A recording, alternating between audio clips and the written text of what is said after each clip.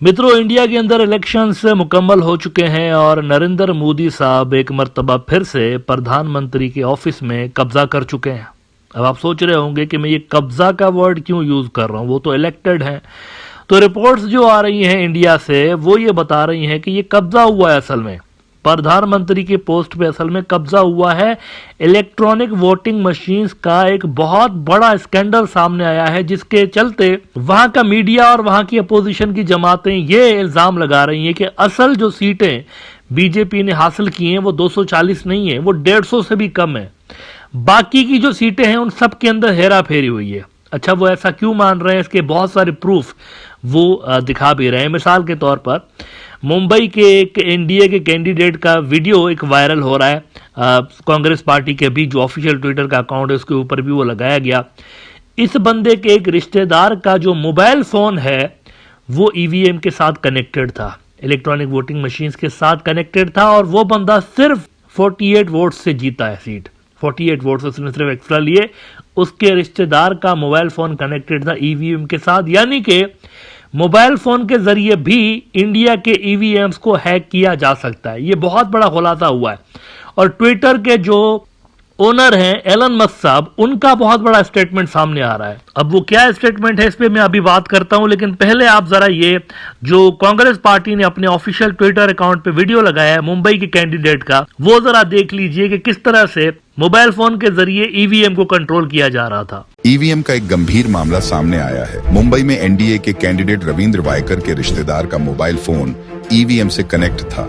NDA के इस candidate की जीत सिर्फ 48 वोट से हुई है। ऐसे में सवाल है कि आखिर एनडीए के कैंडिडेट के रिश्तेदार का मोबाइल ईवीएम से क्यों कनेक्ट था? जहां वोटों की गिनती हो रही थी वहां मोबाइल फोन कैसे पहुंचा? सवाल कई हैं जो संशय पैदा करते हैं। चुनाव आयोग को स्पष्टीकरण देना चाहिए। अच्छा, अब ये देखिए, एनडीटीवी में रिपोर्ट हुआ है कि Elon Musk says don't use electronic voting machine, a look at how it works. नीचे वो बता रहे हैं कि कैसे काम करती है, लेकिन एलन मस्क ने कहा है कि इसको मत यूज करें। इलेक्ट्रॉनिक वोटिंग मशीन जो है ये कोई अच्छा ऑप्शन नहीं है। इस पे जो फॉर्मर यूनियन मिनिस्टर है इंडिया का राजीव चंद्रशेखर, उसने इनको जवाब दिया है एलन मस्क को। क्या जवाब दिया है, इसके लिए इंडिया टुडे की ये स्टोरी देखिए। Elon Musk versus union minister over EVMs, Rahul Gandhi jumps into Elon Musk's remarks on EVMs ignited a heated debate with ex-union minister Rajiv Chandrasekhar calling it a sweeping generalization that lacks factual basis. Congress MP Rahul Gandhi also waded into the raw and backed Musk. अच्छा, अब ये जो राजीव चंद्रशेखर है, इस बंदे ने जनाब 3,42,000 vote लिए थे। 3,42,000 ये वोट लेकर इलेक्ट हुआ है। लेकिन ये जरा इलेक्शन के दिनों में इसकी रैली तो देखिए, ये रैली देखिए। अभी आपको वीडियो दिखा तो ये देखिए, गिनिए तो सही कितने लोग हैं। 20 लोग भी नहीं है इसके रैली के अंदर। इस तरह की रैलियां निकाली है इसने। बंदे नजर आ रहे हैं आपको, लेकिन 3,42,000 वोट ले लिए इसने। कैसे लिए, किसने वोट दिए इसको? जिन्नात ने आके इसको वोट डाला है। कैसे ये बंदा जीता है? सोचने की बात है ना। वोट के एलन मस्क को जवाब दे रहा है जो कि खुद लूजर है, लेकिन ईवीएम के जरिए जीत गया है। उत्तर प्रदेश के हवाले से खबरें आ रही हैं कि 21 सीट्स पर बीजेपी मजीद हारी है। मतलब उत्तर प्रदेश वैसे ही वो हार गए थे ना, लेकिन ये इतलात आ रही है कि जो जीती हुई इनकी सीटें हैं वो भी असल में हारी हुई सीटें हैं। और उसमें जो अपोजिशन की जमातें हैं वो सुप्रीम कोर्ट की तरफ जा रही हैं उनसे इन्वेस्टिगेशंस का मुतालबा करवाने के लिए, क्योंकि 48 लाख वोटों का डिफरेंस है। जो पर्ची निकलती है वोट डालने के बाद, जो पर्ची निकलती है उस काउंटिंग में और ईवीएम के रिजल्ट में 48 लाख का घपला सामने आया है। और इसको लेकर एक बहुत बड़ा वहां पर एक वबाल मच गया इंडिया के अंदर। और अपोजिशन की जमातें जो हैं, हो सकता है वो कोई तहरीक भी इस हवाले से चलाएं। फौरी तौर पर तो वो चले जाएंगे सुप्रीम कोर्ट के अंदर, लेकिन देखते हैं कि वहां का सुप्रीम कोर्ट क्या इस पर रिस्पॉन्ड करता है। वैसे ये तो बहुत बेसिक चीज होती है डेमोक्रेसीज के अंदर।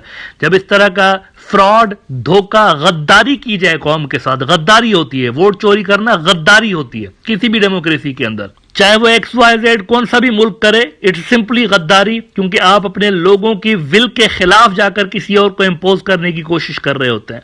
तो इंडियन जो अपोजिशन जमातें हैं वो जाएंगी जनाब सुप्रीम कोर्ट, और उनसे तहकीकात का, इन्वेस्टिगेशंस का ये लोग मुतालबा करने जा रहे हैं। आखिर में जरा आप इंडियन मीडिया का ये क्लिप सुन लीजिए, जिसके अंदर वो बता रहे हैं कि किस तरह से इलेक्ट्रॉनिक वोटिंग मशीन्स का ये फ्रॉड, इसने इंडियन पॉलिटिकल सिस्टम के अंदर एक तूफान पैदा कर दिया है।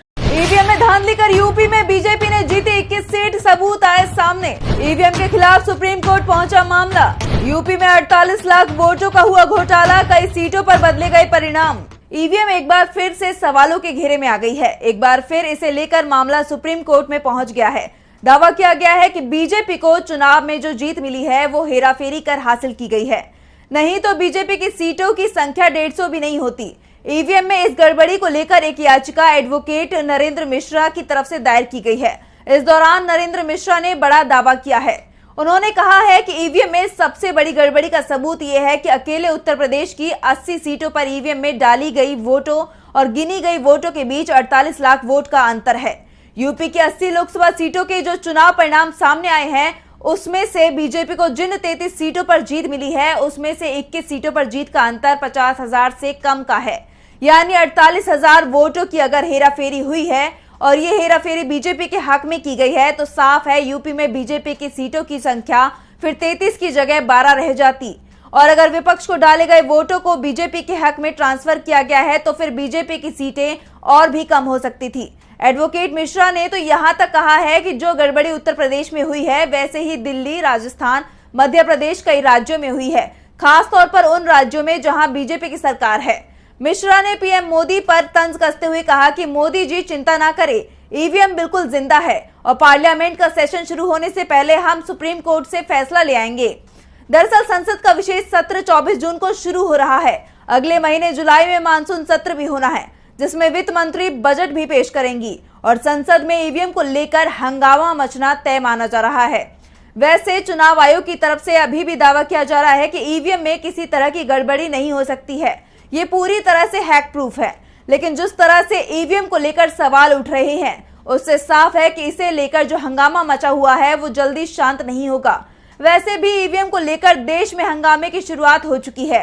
मुंबई के एक अखबार ने ईवीएम हैक करने का दावा किया है, जिसे लेकर राहुल गांधी ने कहा कि भारत में ईवीएम एक ब्लैक बॉक्स है और किसी को भी उनकी जांच करने की अनुमति नहीं है। हमारी चुनावी प्रक्रिया में पारदर्शिता को लेकर गंभीर चिंताएं जताई जा रही हैं। जब संस्थाओं में जवाबदेही की कमी होती है, तो लोकतंत्र एक दिखावा बन जाता है और धोखाधड़ी की संभावना बढ़ जाती है। साफ है ईवीएम का मामला एक बार फिर तूल पकड़ चुका है। एडवोकेट मिश्रा ने कहा है कि संसद सत्र से पहले वो सुप्रीम कोर्ट का आदेश ले आएंगे, तो दूसरी तरफ विपक्ष की तरफ से भी कहा जा रहा है कि वो इस मामले को संसद में उठाने के लिए तैयार हैं। वैसे भी इस बार संसद में विपक्ष की आवाज बेहद मजबूत दिखाई दे रही है। एक तरफ बीजेपी और उसके सहयोगियों की सीटों की संख्या कम हुई है, तो दूसरी तरफ विपक्षी गठबंधन इंडिया बेहद मजबूत स्थिति में दिखाई दे रहा है।